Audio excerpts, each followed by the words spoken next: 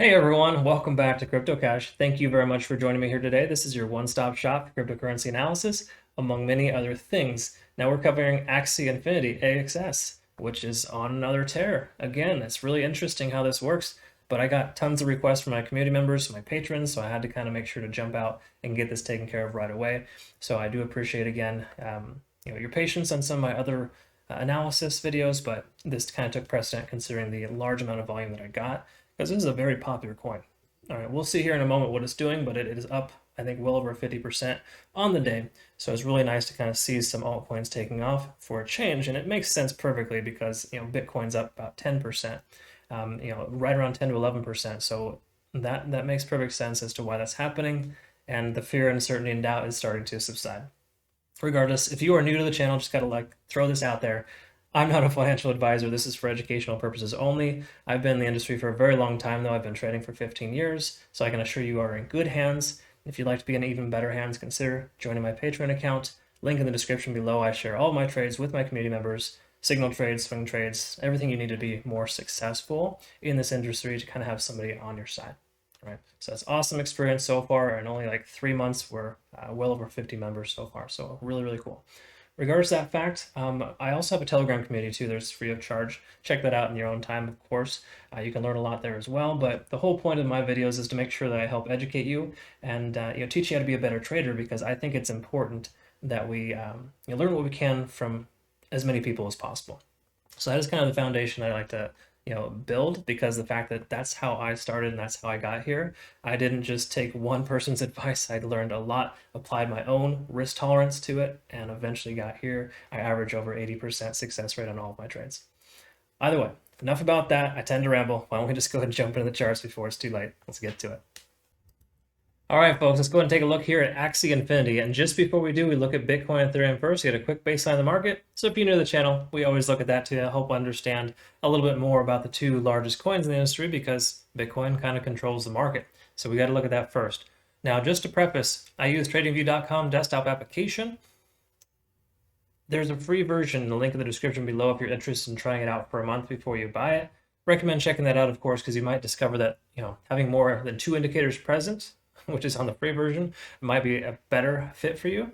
Check it out, see if you like it, of course. All right. Now, I use the full unlocked paid version just because I circle through a lot of different indicators. Technically, I only like 2 indicators present per time frame. So I recommend doing that yourself because you want to have a lot less noise and you don't want to try to overlap too many indicators at one time. That being said, we'll look at the 4-hour chart here for Bitcoin. And as we can see, we have a pretty strong increase. I didn't even look at this yet here. That is approximately 10%. Almost 11% in just under 24 hours. So pretty strong Friday, and that led to, this happened because of the simple fact that we did not have a government shutdown.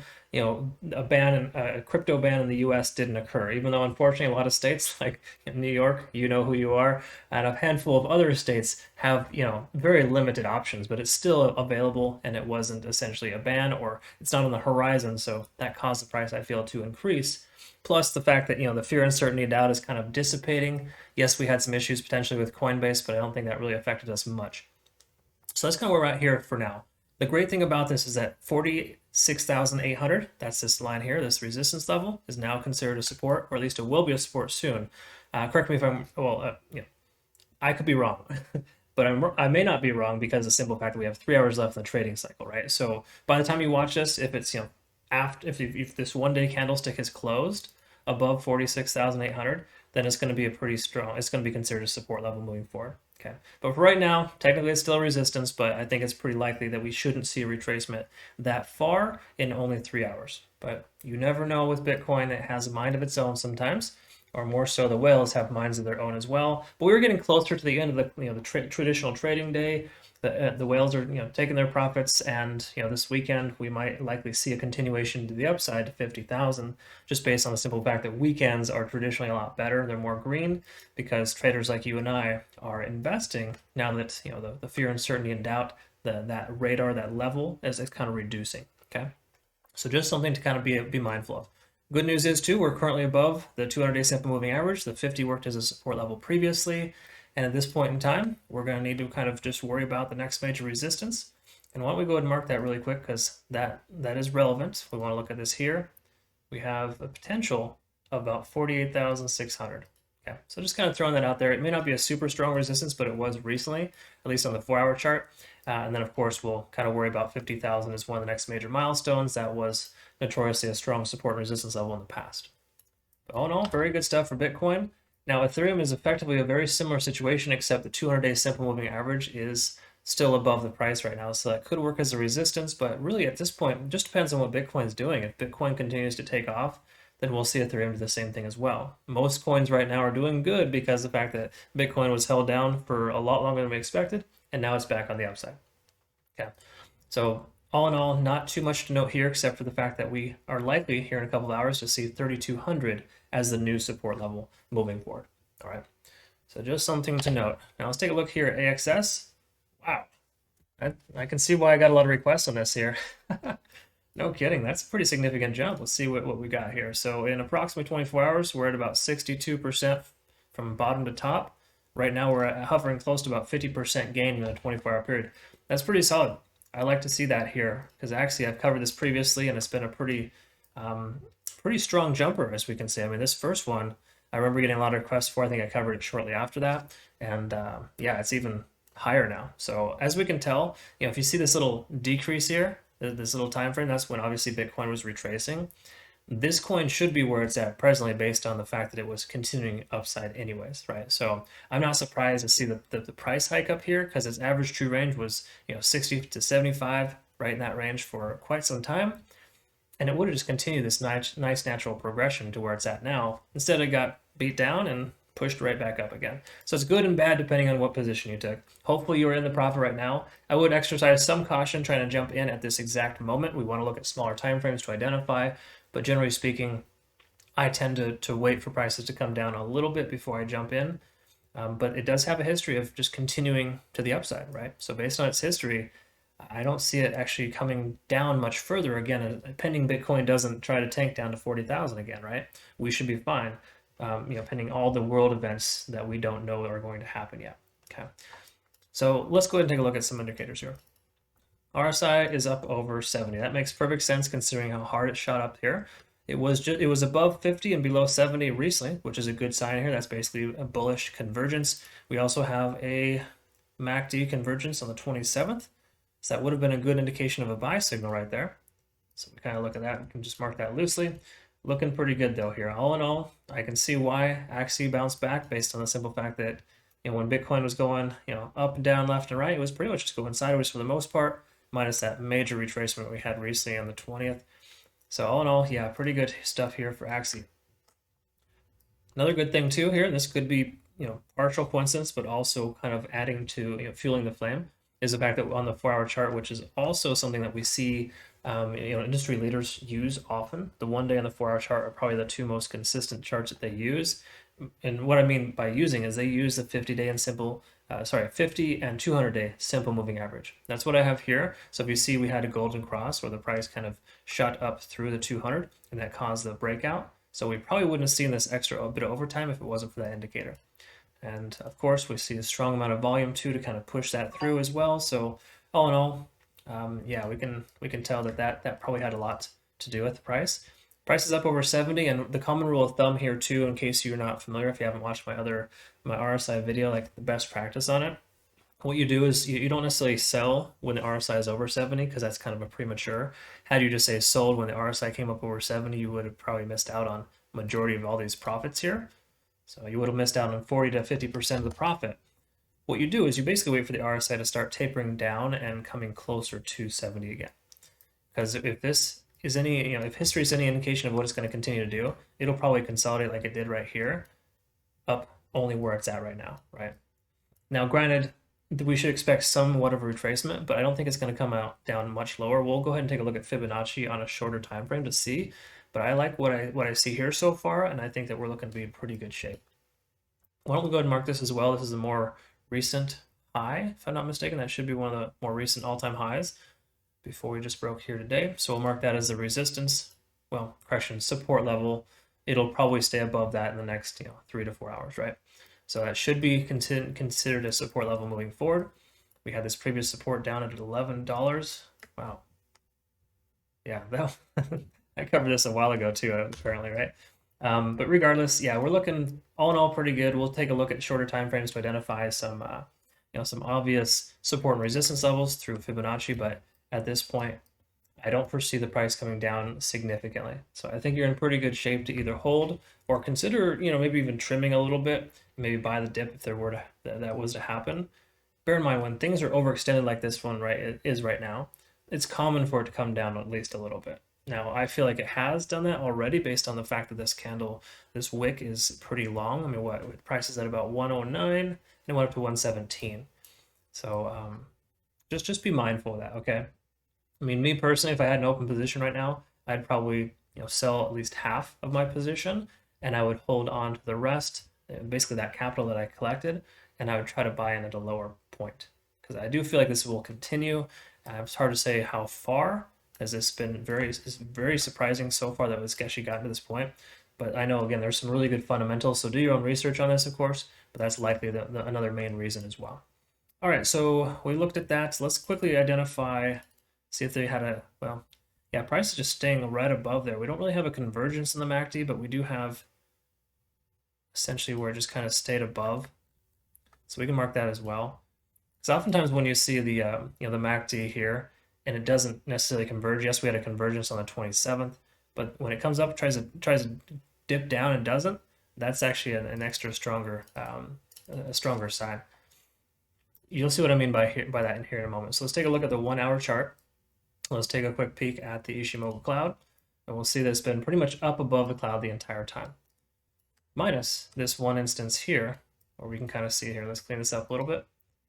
This is where I marked the 1 day chart on the Ishimoku, on the MACD, right? So 1 day chart on the MACD tells us, and again, this is kind of a wide range. It's a 24-hour line, right? So I kind of marked close to where the MACD converged on the 1 day chart, but we can see that the price essentially broke above and stayed above the cloud at that time.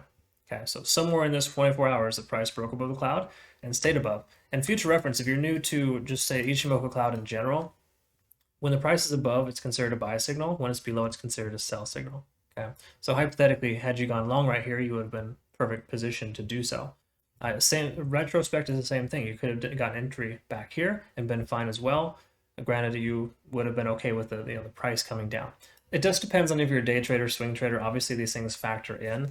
But if you're more so just say a swing trader, when the price comes above the cloud and you got like a MACD convergence in the recent past, those two things communicate very well, and those are things that I look for a long-term swing position. Okay. Let's take a look here, and I'm sure we'll be on the overextended side, likely in overtime, but we're going to take a quick peek at TD sequential. And let's see here. So, something to note here, first of all. If you're new to TD sequential, what it does, it basically takes the fourth previous candlestick and keeps counting either up or down, right? So when we get a 1, just say for example right here, that was this candlestick is higher than the fourth previous, right? So it starts counting to a 1 to the upside. So as it counts up and gets to a 9, once it hits that 9, it's supposed to reset and either retrace or consolidate. That's the standard kind of procedure because we've got 9 hours of bullish momentum. Right now, Bitcoin went on a tear earlier today, so that kind of pushed it up to where it's at here, up to the resistance level, right? Because I marked this was a recent high. But we can see it kind of got stopped out there. It got stopped out at $93, kind of retraced a little bit, and then came back up again for another push. And what probably happened here, and this is one of two things.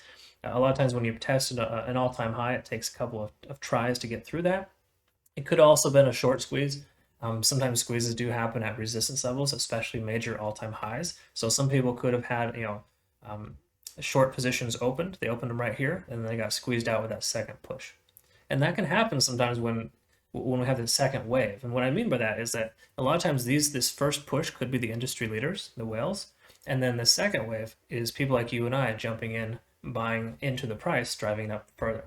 So you kind of normally see two waves here. So what I'm getting at here is we should have seen the price go sideways at the resistance level. Instead, it broke and shot straight up. So for lack of better terms, I feel that there's a chance, again, I could be way wrong, and I hope I am, because I hope it just keeps going up. But there's a strong chance the price could come down into the $90 to $100 range to kind of come close to testing its previous resistance level. But that will work as a strong support. So it's important to note that this will be a strong support level moving forward. Okay. So just something to be mindful of. Again, there's no guarantees. I do feel like it'll probably won't come down to that 93 resistance or support level rather, but we don't truly know. So, to be on the safe side, move your stop loss up to just say 92, somewhere in that range, in case it comes way back down. I think the likelihood of that is pretty low considering its trajectory and its history.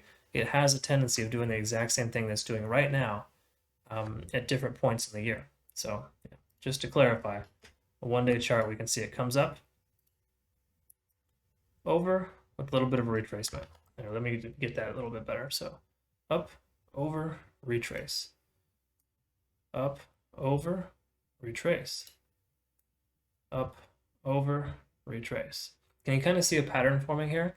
So hypothetically, again, it doesn't always happen, but for the most part, patterns do form more consistently in cryptocurrency. So we can kind of anticipate, that this could come up here, right? Could come up like this, over, and then down to test its support level, right? So I foresee it kind of doing one of those, right? So again, take some profits if possible. Perhaps consider waiting for the price to come down and bounce off of support and add to your position again. Really just depends on the size of your position. If you're just kind of a long-term swing trader, hodl trader, don't even worry about it. It's not worth it. But if you got like a large position, you want to protect your investment, maybe consider trimming a little bit off the top and then adding to your position moving forward. Because at this point, it's at a state of exhaustion, right? It is absolutely overextended, and we might see, I think if nothing else, we'll see consolidation for a little while, and then possibly a slight retracement, and then of course, maybe another push back up. But you can kind of see a pattern forming there. Just keep that in mind. All right, so let's take a quick look at, hold on, before we do that, let's go back to the 1 hour chart. Let's just quickly draw some lines here for Fibonacci and see if we can identify any other support and resistance levels. Take the most recent low, put it up there. We can see that previous all-time high is pretty close to some of the support levels there.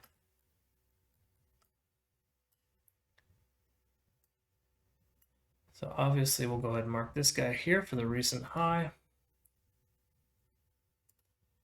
Then we got this other channel here. So we got a secondary support here, or maybe more so primary, right at about $104. Okay. So we got 104. Its recent all-time high of 118, I guess you could say, if you round up, and then 93 as a support. I trust 93 a lot more than I do 104, but we don't have enough data to kind of figure that out yet. Let's take a look at the 15 and see if there's anything more. And what do you know? Big coincidence. You see the support and resistance level right here. The price got stopped out there, and it's considered to be a support right there, right? So that's where the Fibonacci kind of comes in handy. It does help you understand those little movements. So again, if the price comes down in the near future, it'll come down and likely bounce or hold right above 104. But bottom line here is we're probably going to see Axie Infinity stay in the channel of 104 to 118 and or the lower channel of 93 to 104. Those are two likely scenarios. Because again, if history is going to repeat itself, which happens more often than not, we should expect some sideways action. I don't believe we're going to see much larger of a pump. If we do, we could expect a larger retracement because the higher something goes, the faster it'll come back down, right? Most retracements in crypto are about 50% on average. The only reason why Axie is staying strong right now is because Bitcoin is slowly progressing past 48,000, right? And here in a couple hours too, actually 3 hours from right now, we're going to see that one-day candlestick close. And if it closes above 46,800, we're in bullish territory. 46.8 becomes a new support. And at that point, we're going to see a lot of other coins like this continue to take off because large market cap coins right now are excelling above and beyond other small to medium size capitalization coins, right? However you want to word that, the large market caps are the first to start taking off in altcoin season, right? And I think we're right on the edge there, right at that point, because history essentially tells us that the 4-year cycle will also cause Bitcoin to shoot up probably around 40 to 50% this month alone. It's a strong likelihood. So just keep that in mind. There's a lot of little variables here, of course, but pending Bitcoin doesn't take a nosedive, I think we're going to see this kind of go sideways for some time. So not much else we really need to look at. Normally I would look at EMA and VWAP, but I can tell you it's already very overextended. I mean, you're going to see that the price is well above both. In fact, we're right outside the standard deviation lines. You can kind of see that. So with it being above that, it needs to come back down and calm down. I hope the price can kind of retrace a little bit down closer to about 104, and we can kind of see some sideways action from there and maybe get another leg up soon. But if it stays up this high for too long, it will come crashing back down. We got to be careful. All right, so I hope you found benefit here today. If so, like and subscribe. Consider joining my Patreon account, where I actually share all my trades with my community members, and we have a chat group, everything that you really need to become more of a self-sufficient trader. I know I covered that in the intro, but just want to let you know that is a very good option, especially considering today is the first. That's the best day to kind of consider joining. So either way, thank you so much again for your time. We'll see you in the next one. Have a good day.